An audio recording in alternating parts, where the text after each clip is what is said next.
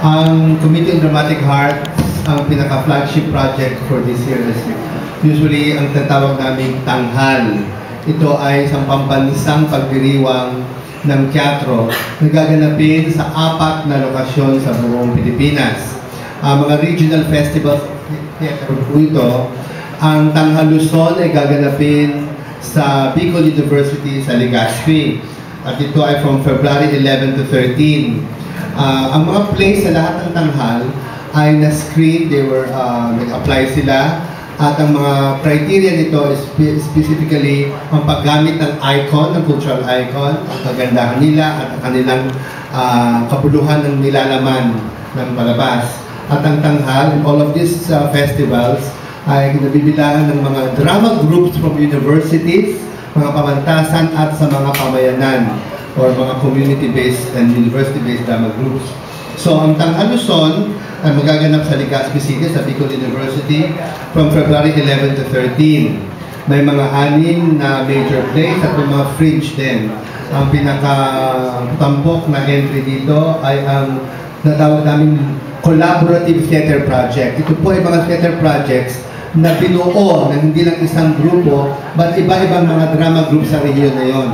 At for Tanghal Luzon, ang collaborative project ay tawag nito ay Biyahing Luzon ng Luzon Arts and Cultural Network. Sa Mindanao naman, meron tayong 3 major entries at ito'y gaganapin sa Xavier University sa Cagayan de Oro from February 14 to 16.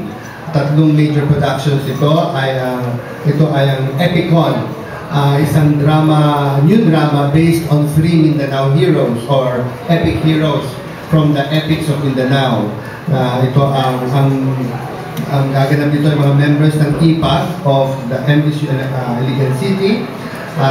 Another group would be from Lasal University of the Samis, and then of course Xavier Stage.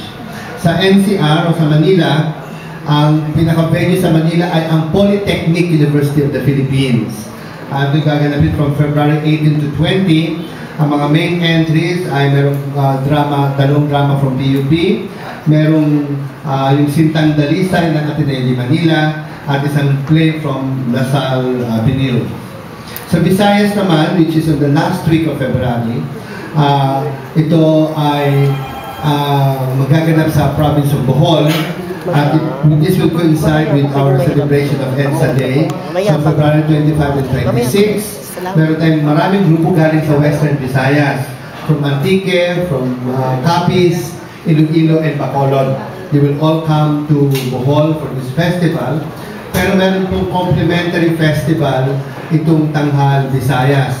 Meron tayong natawag nating Likha ASEAN 1. For the first time, meron tayong festival and conference on community theater and community-based tourism and community-based creative industries. Meron tayong grupong magagaling sa Indonesia, sa Thailand, sa Japan, at saka sa Cambodia. They will be performing in Bohol, in different sites of Bohol. Magkakaroon po ng konferensya tungkol sa kung paano ginagamit ang arts sa cultural tourism. At meron tayong exhibits at meron tayong tiyangge ng mga magagandang mga community crafts from all over the Philippines and from the ASEAN region.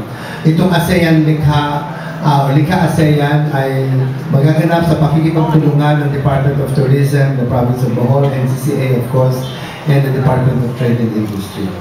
So yun po ang tanghal sa Pilipinas at ang Likha ASEAN na magaganap.